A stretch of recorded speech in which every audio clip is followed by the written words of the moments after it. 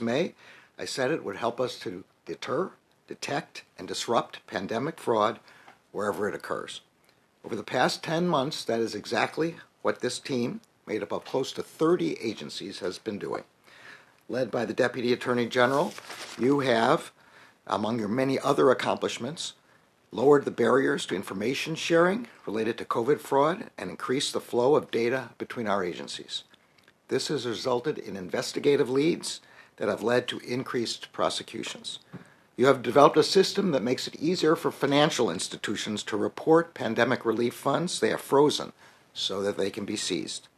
And you have developed new analytical tools that will reduce the time it takes to convert data to investigations and investigations to prosecutions. Since the start of this pandemic, the Justice Department has seized over $1.2 billion in relief funds that criminals were attempting to steal and charged over 1,000 defendants with crimes in federal districts across the country. But we know our work is not done. As President Biden noted in his State of the Union address, the department is naming a director of COVID-19 fraud enforcement. Our new director is already a valued leader in the department and an experienced former AUSA, and we are very grateful for his continued service. I'm going to keep his name secret so that the Deputy Attorney General can announce it. The department remains committed to using every available federal tool, including criminal, civil, and administrative actions, to combat and prevent COVID-19 related fraud.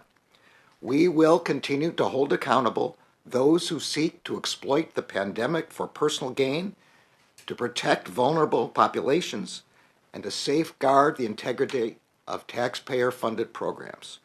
And with that, I'm happy to turn the keys over to the Deputy Attorney General, who will introduce our new director. Thank you so much, Mr. Attorney General.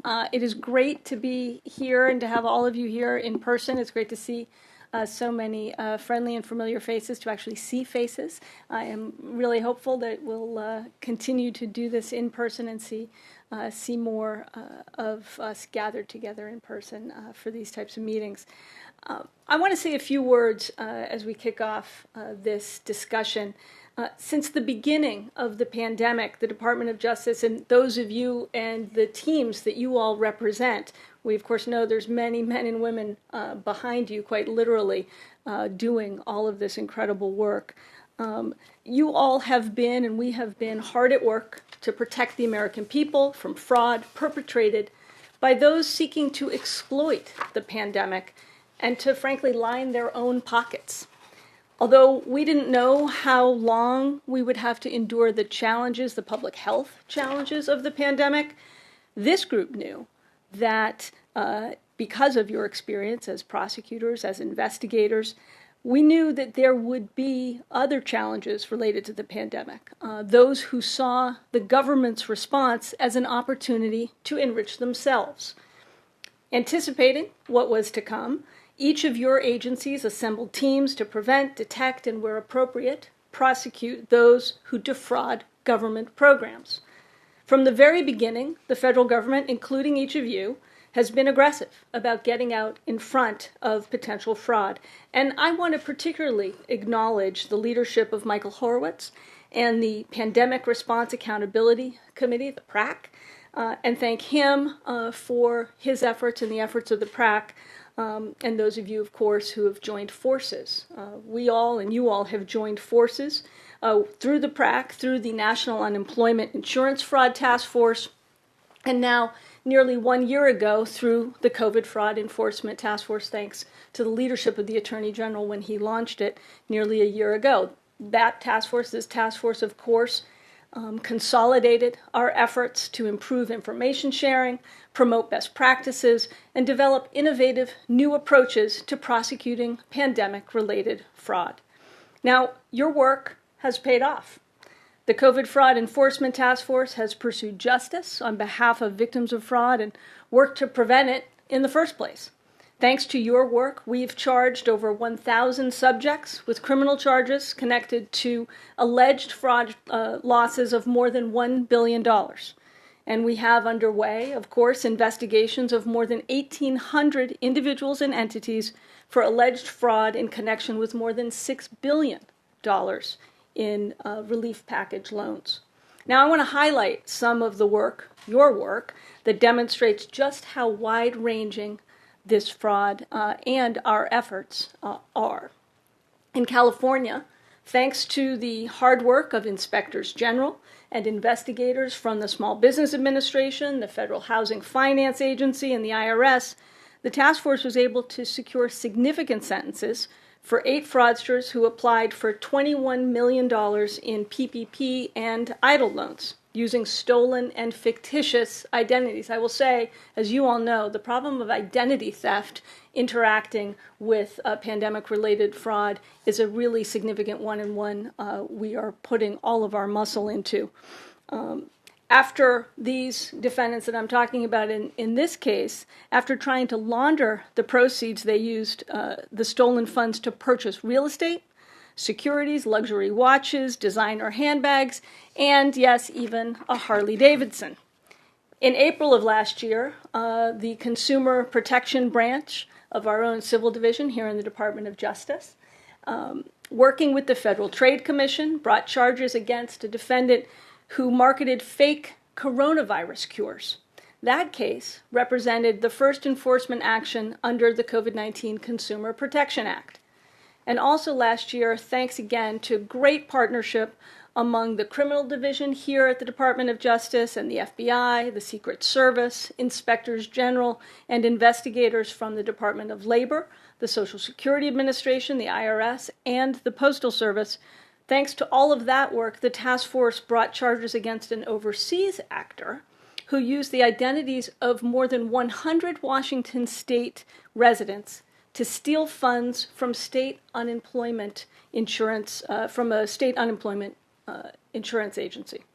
That defendant filed similar fraudulent unemployment claims in 6 other states. So that gives you a sense of just the breadth of these cases. Now, these cases exemplify the collaboration, the teamwork that defines this whole effort. Each case involved multiple agencies working together to protect the American people. And many more investigations like them, of course, are underway even as we meet here today. These cases demonstrate also, and I think really, really importantly to underscore, these cases demonstrate that these crimes are not victimless. Every stolen dollar is taken from somebody who needed it. It's taken from a parent who needed to put food on the table. It's taken from a small business owner who needed to meet payroll. So these are not victimless crimes. Make no mistake. These criminals chose to line their own pockets at a time when Americans were hurting, when many Americans were dying. I also want to recognize the work that task force partners are doing far from a courtroom. And yes, we in the Department of Justice recognize there's work that goes on outside the courtroom, because these efforts, our efforts, extend well beyond what winds up in a courtroom, in a brief, in a complaint. Some of our most critical work never appears in a complaint or a press release. For example, Interpol is leading a global operation to target the illicit production and marketing of fake vaccines. The U.S. Postal Service has invested over 45,000 inspector hours to investigate claims and develop leads that have resulted in scores of arrests and prosecutions. And the IRS has directed efforts to tackle tax-related pandemic schemes, and importantly, to inform the public as to how to protect themselves from those types of scams. And the Social Security Administration's IG has been critical to addressing identity theft-related fraud, most recently stepped up its efforts to process an enormous backlog of data from state workforce agencies. That data, as we'll talk about, I think, today, is really key to detecting and prosecuting COVID-19 fraud.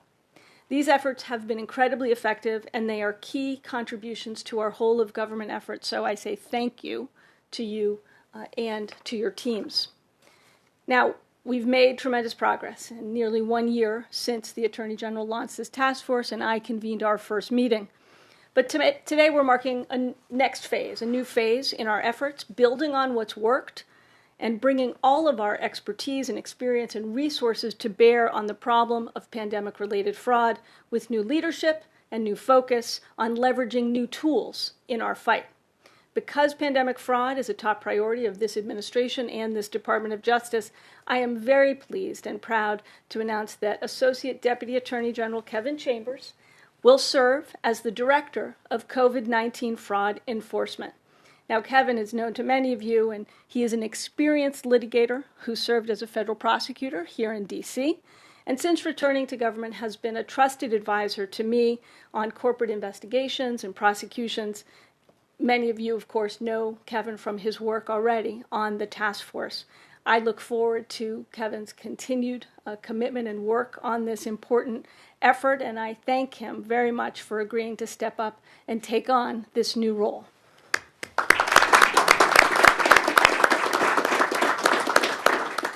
Now, as outstanding as all of your work has been to date, as the Attorney General said, there is still much, much more to do. As we emerge from the pandemic, an incredible amount of data continues to arrive from a variety of sources. Criminals, of course, continue to devise and fine-tune new ways to commit and to conceal fraud. And I know this task force is currently implementing a number of recommendations that will enhance our efforts to recover stolen funds, taking them out of the hands of criminals and returning them to the American people. So thank you again for taking the time to join this discussion. I know we're going to begin by hearing from Michael Horowitz, the Justice Department Inspector General, and of course the chair of the PRAC. We're going to discuss the important work that the IG community has been doing. But before we do that, I want to give our new director an opportunity to say a few words. Kevin? Thank you, Mr. Attorney General, Madam Deputy Attorney General. I'm honored to take on this new role, and I'm excited to continue to work with the women and men at the Department of Justice and also with all of you at the law enforcement agencies and offices of Inspector General that have been such good partners to us. I've had the privilege over the past year to work with all of you and your teams on the COVID-19 Fraud Enforcement Task Force, and I've seen firsthand the dedication and the hard work that they all bring to the effort. And I've also seen the results. As you've heard, you've brought criminal and civil cases against thousands of individuals and entities alleging billions of dollars in fraud. And that's impressive, and it's made all the more impressive by the fact that all of that was accomplished in the course of an unprecedented global crisis. Now, the work is by no means done, as the Deputy Attorney General said. But the work to this point has been extraordinary, and I'm looking forward to building on that work and redoubling our efforts to identify pandemic fraud, to charge and prosecute those individuals responsible for it, and whenever possible, to recover funds stolen from the American people.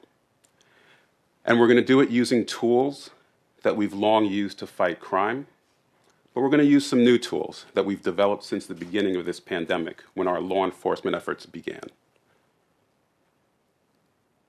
Now, we're going to target large-scale criminal organizations who are committing some of the largest and far-ranging fraud, many of them using identity theft to victimize Americans who so needed this relief. We're also going to prioritize overseas actors who saw our government's relief packages as an opportunity for personal gain. There's a lot of work for us to do, but there's no doubt in my mind that this group is up to the task. Sir, ma'am, thank you for your leadership and for this opportunity, and I look forward to the work ahead. Thank you.